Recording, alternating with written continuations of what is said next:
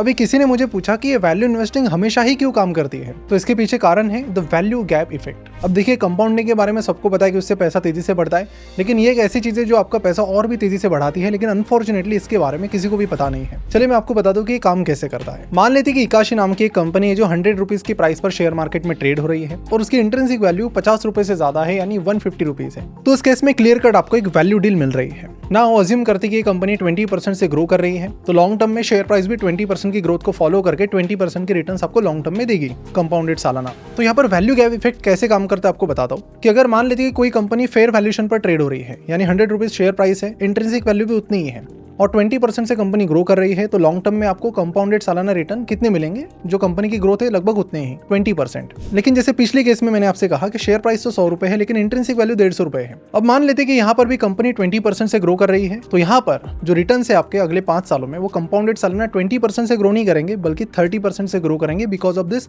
Value gap effect. यानी कि जितना बीच में ज्यादा डिस्काउंट, उतने अल्टीमेटली ज्यादा रिटर्न आपके बनेंगे। यानी कि यहाँ पर आपको ड्यूअल बेनिफिट मिलता है, एक कंपनी की बिजनेस ग्रोथ का और दूसरा उस डिस्काउंट का।